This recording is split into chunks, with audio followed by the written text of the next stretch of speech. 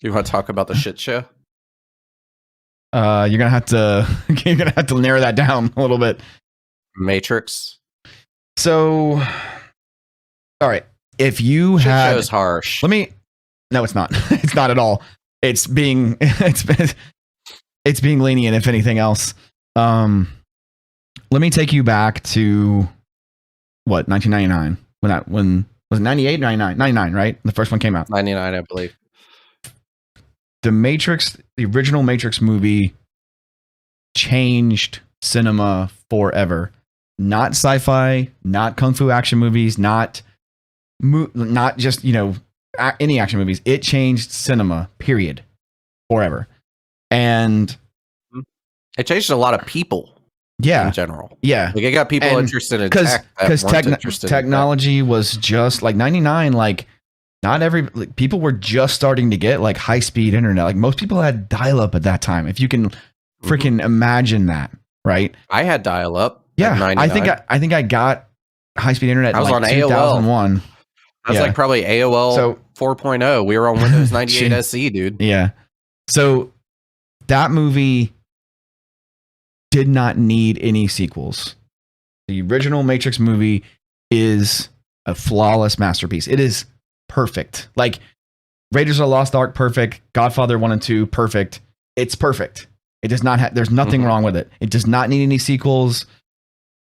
And the second and third movies are not the worst thing I've ever seen, but they are not worthy sequels of that first movie. So they're not cohesive. Yeah, because like at the end of the first movie, he's like, "I'm going to show you a world with infinite possibilities" or whatever. And then the second and third ones came out, and it's like, "Did you?"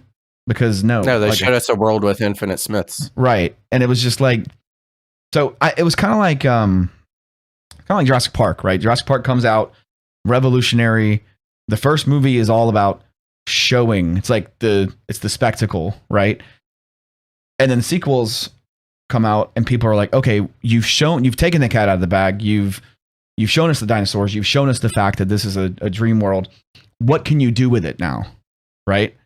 Well, turns out not very much because the Jurassic Park sequels in general are just meh, right? Most of them.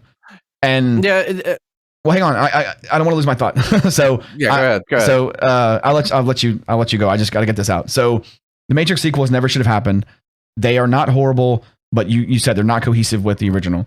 When we heard that Resurrections, or at the time Matrix 4 was a thing, I was like, great. It's going to be The Force Awakens. It's going to be the first movie and like just the reshot. And I'll be damned if that's exactly what we got, but it's horrible. It's so weird. I mean, the trailers for this movie, you and I did reactions on those. If you guys haven't seen those, the trailer reaction to the teaser reaction where they inject the local time into the video that you're watching, and they're like, you believe it's 7:52 p.m. and we're like, what the, like, that's nuts. They got me with this trailer campaign. Like they got me. This movie is an unmitigated disaster. Just okay. How in the hell are you gonna change actors, which is not the problem at all. Like people change actors all the time, or movies change actors all the time. That is not the issue. But the fucking number one rule when you change actors is if you have to make any references to scenes that happened in the past, you fucking reshoot them with the new actor. You cannot mold in scenes from the previous movie that's literally being played in a movie theater inside the movie. Projecting over that guy's head. Projecting over that guy's head, where Lawrence Fishburne is talking to young Neo, and I cannot remember his name, Black Manta from Aquaman, is new Morpheus, and the scenes are overlaid on top of each other like they're seamless. Same thing happens when Jonathan Groff awakens as Agent Smith, and he says Mr. Anderson, and they overlay and interweave the footage of Hugo Weaving saying it on top of Jonathan Groff saying it. and this is the same world that dude, what? Like, it's almost like they had the plan to get Lawrence Fishburne and Hugo Weaving back, and they couldn't do it or didn't do it or whatever. And they never. The one Wachowski they got back was like, fuck it, we're just gonna do it live and go with the original plan.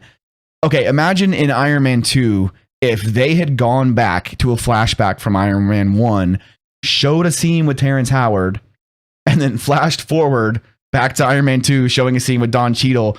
That's exactly what they were doing. And it happens for like the first 30 minutes of this movie. And people are just like, oh, this is so cool. It's a video game. No, you fucking idiots. The video game thing was a lie that the analyst injected into the narrative because so many people were waking up from the Matrix and escaping it that the machine said, screw it. We're just going to lean in to that and inject that into the narrative and tell people, hey, you know that feeling where you've had where you can't tell if you're asleep or awake? That's all from a video game that Thomas Anderson made a long time ago. And these movies are video games. What? No, dude, no. Like, actually, I actually really like that idea that the Matrix became so self-aware that the people inside the Matrix were breaking out, that they like injected that into the narrative. That's really cool, right? But it just goes nowhere. And why like if these are digital images of people, yeah, you can change. They can look any way they want. Well, then why the fuck do Neo and Trinity look the same? And how has it been 60 years? Neo's just been hibernating for 60 years. He hasn't aged, but like they basically say he hasn't aged a day. I mean, obviously he has in real life, but what? I mean, this movie's a fucking disaster, dude. I'm sorry. I'm sorry. You go. Yeah. So Lawrence Fishburne, he said he was never approached about being in the film. Approached. That's fucking asinine, dude. Yeah. And so here's my thing. You're absolutely right on like the recasting stuff. If you do it, fine, but you have to, if you're going to reference the past, you either need to do it without visual. Yeah. It's not like to have them record it. It's not like we needed Hugo Weaving's face when he said Mr. Anderson. Everyone would have fucking known who he was at that instant, you know? Yeah. Like, why did you even do that? So then, yeah, that's fine. And then I get that, okay, Morpheus isn't really Morpheus. He does, dude, he does nothing in this movie. Yeah, he is a useless character. Useless. So, but here's my thought is, if Neo is this almighty programmer and hasn't aged a day in 60 years, how is it that he doesn't know exactly what Lawrence Fishburne looked like and programmed this new Morpheus to look like him? Instead, he's like 1.5 feet taller and doesn't look anything like him, doesn't talk anything like him, nothing. So like even the arguments I've heard of, well, this was what Neo's interpretation of him was. I'm like, well, I don't buy that because he was such an iconic figure to Neo. Right. And Neo hasn't aged. I would assume his memory of this is also not gone. It's just crazy. It just doesn't make sense. Like, you either have to recast everyone and make a like new iteration of the Matrix, which is what they try to do. This is basically the Matrix 7 version 7, right? Because we find out in Reloaded that the 6th one is where we are in Reloaded. But you either have to recast everyone or bring everybody back. Like, you can't mix and match. And so Lawrence Fishburne, you know, he's hard to recast. Like, he's a great actor, and that was a shortcoming. That was a bad decision for this movie. Hugo Weaving is one of the, like, he has some of the best delivery of lines, period, in Hollywood, in film. You cannot replicate him, and I feel like... Plus, Jonathan Groff is a good actor, but he has no screen presence in the action scenes. No, we'll get to the action scenes in a minute, because fuck. Yeah, he should have just been a different character. Like, he didn't have to be Agent Smith. Him being Agent Smith added nothing to this movie. Plus, it actually took away from it. Why would the analyst put him in there? And dude, the idea that Agent Smith is Thomas Anderson's boss at a video game company is really cool, because that scene where they're sitting down talking about it is so awkward, but it's good, awkward in a good way. Like, this is how an executive at a video game company would act toward a developer who's clearly like got some issues, right? But then they like really go way too meta, and they're like, our parent company, Warner Brothers, and I'm just like, oh, it's so cringe, dude. Yeah. The movie would have been better if he just wasn't Agent Smith. He was some new character. Yeah. And if you're gonna have him be Agent Smith, he has to be Hugo Weaving. So that's the thing. Okay, he has to. I thought I had this movie figured out when I saw the last trailer. I thought that this was actually going to be a like closet prequel, right? Because Morpheus is clearly younger, Agent Smith is clearly younger, Neo is older, and I was like, maybe this is, because I heard about the video game rumor, right? And I was like, maybe Neo is the real Thomas Anderson from the real world that developed this game, and these characters are young versions of themselves that we're seeing go through a new iteration of the Matrix because everything got rebooted or whatever. You know, I thought that could have been cool, right? It's like a sequel combined with a prequel. That would have been fucking like nuts. Yeah. But what we got was just like Jada Pinkett's character is still around. So she was terrible too. Dude, some people are seriously like, the whole thing is a video game. The first 3 movies aren't even real, and everything's in the video game. And I'm like, no, you idiots! The video game is fucking fake. That's a story that the analysts injected so people would stop looking for it because they were hiding in plain sight. If it was real, how does she age 60 years? Like, yeah, I mean, if it wasn't real, here's the other thing. The first trilogy did happen. Think about Neo, okay? We're charged about this. Think about Neo, right? They planted him in as the developer of the original Matrix, and they have him working on a new game. Yeah, forgot what the new game was called, Binary or something. I don't remember. I think so. Do they actually have him coding a new version of the Matrix that they're calling Binary that they're going to move all the humans to? See, that would have been legit, dude. But it's like they couldn't figure out. Have to wait 3 movies to figure that out. I don't know, because it's almost like they couldn't figure out what they wanted to do. Plus, I liked the idea of them no longer using payphones and they were moving through mirrors this time. Like, that was cool, right? Yeah. But the Matrix, say what you want about the whole hidden message behind the Matrix, and it's how it's all about self-discovery and all that stuff. Like, put all that to the side. The Matrix fucking makes its money. It butters its bread on kick-ass kung fu hand-to-hand action scenes, right? Really wide shots. You can see every single bit of these actors, and they're just going at each other with not a lot of quick cuts and all this shit. What the hell did we get in this movie? Shaky cam, really zoomed in, fucking quick cuts. Like, the action in this movie is horrible. I wouldn't even call it kung fu. Like, the hand-to-hand shit is basically just like some like street fighting boxing shit. Like, they just throw punches. There's no, like, even the dojo scene between him and Morpheus is not even, it's like, what is this? Plus, why is it always perpetually the sun about to set in the Matrix? Like, does time not pass in the Matrix? Do you notice that shit? Every time they're in the Matrix, the sun is like 30 minutes above the horizon, and it's like, hey, this place is beautiful. But no, like, is that a play off of the Matrix 3 when the little girl's like, I did this for you, Neo? Yeah, no, man, I think that's clearly what it is. But in the trailer, it made sense because it's like, hey, this is a new iteration of the Matrix, and here's a little glimpse of that based on the last time we saw them, but not the whole goddamn time. Like, dude, it's obviously fake. Plus, like, what is this round table discussion they were having at the video game thing where they were having the same conversation every time? I was like, is this Groundhog Day? Like, what is this? You know? Because look, maybe I probably go into deep theory on this. I probably just didn't get this movie. I probably didn't get it, and maybe I'm just being an idiot. But this movie just sucks, dude. I don't know what it's trying to tell me. I think there's I think there's a lot of like subtle stuff that you have to really reach for in order to appreciate. It's too subtle, man. Appreciate the ideas, but excuse me, you should not have to reach as much as you have to reach. Plus, to get to this stuff. Yeah, like because my idea with them sitting around the table is, I think that's they talk about the matrix that they find Morpheus in is like a modal window that's running a loop to train them how to stop Trinity from leaving.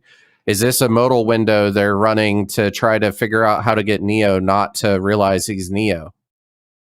Yeah, and I mean, it's just looping through that, doing the same shit over and over again. I also thought if they didn't go the prequel route, that they may have done the like Matrix within a Matrix thing, right? Mm-hmm. And they kind of do that with this modal, but like they don't explain what the hell that is.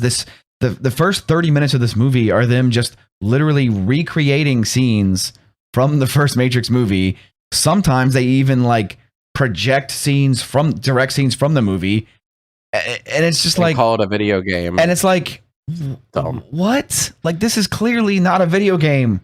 Like, even Bugs calls it a video game when she should know it's bullshit. Like, she should know that happened. It's not a video game, right? Like, I don't. Dude, it doesn't. Again, I didn't get it. It didn't make any sense to me. Plus, Neo can't fly at the end. Fine. But Trinity can, because love? Like, what the fuck? Like, and then Neo can fly at the end because reasons? Like, what the hell? Like, dude, like a lot of people that I've talked to didn't even realize that he was flying at the end. Like, he couldn't fly when it mattered. At any time it actually mattered, he couldn't perform. And then all of a sudden, in a scene we didn't actually need, he flies. Yeah. Plus, Jesus Christ, how many scenes did we get with Neo?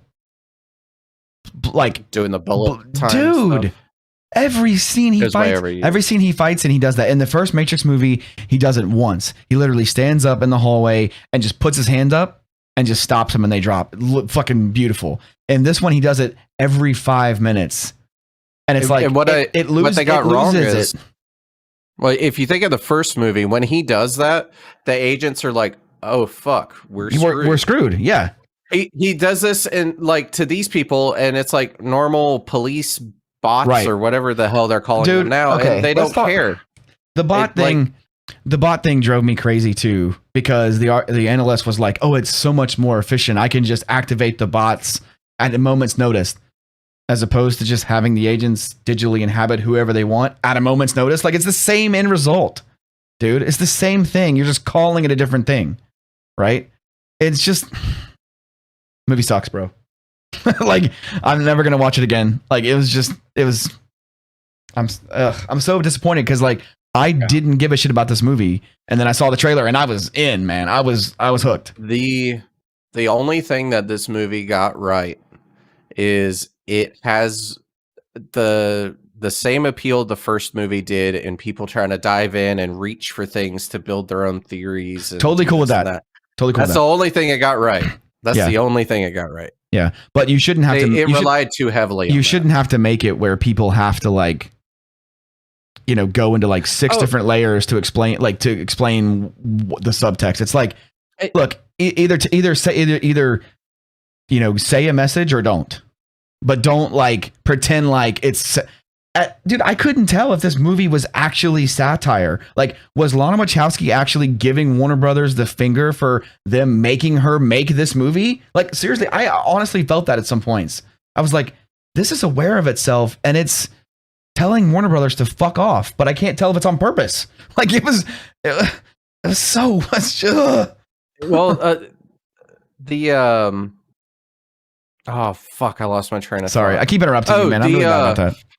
It's all good. Anyway, so how did you like the man? Sorry, Sati, the little girl is back, right? And she's like, aged 20 years because she's digital. Here's the other weird thing. Like, I mean, why is she a weird bird thing? Like, what is this weird bird robot? The hell? Why does it exist? Why does it exist? Yeah. Well, I think if you look at every other machine in this Matrix world, in the machine city, is all like really crazy, like super industrial bug like robots. They did say that the robots, they did say the robots were having infighting because the resources were getting finite, and the resources people, I don't know why resources people are so like valuable that they had to start fighting amongst themselves, right? So I assume that in that 60 years, some other like new machine faction has showed up, because you're right, there's clearly a different look to these Autobots, for lack of a better term. Like they're smoother and they have like almost like a skin kind of, and then the squids are the ones that are all sinewy and, you know, all that stuff, and they're still around. But what? Okay, why in the hell? I'm sorry. I got to go back to Morpheus. He did nothing in this movie. Dude, he's not even the one that is trying to make people escape the Matrix. Bugs is. Bugs helps Morpheus get out. And it's like, and plus, if he's going to look different because this is the digital version of him in a modal and it's like a virtual machine almost, I get that. But when he becomes this little like sentient robot that's all those like nano balls and stuff, why would he continue to look like that instead of the original? It's because they couldn't fucking get Lawrence Fishburne. I guarantee you there's no way they didn't ask him, because he says he was never approached. Okay, how many videos do I have to link of you saying, from fucking Andrew Garfield saying, I'm not in Spider-Man No Way Home? Well, that was before the movie. No, I get it. But who knows? They could have a plan later on that he could still be under NDA. I don't believe for a second that the plan, I'm not calling him a liar, but I'm saying I don't believe for a second the plan was to not have him. Otherwise, because dude, the guy doesn't do anything.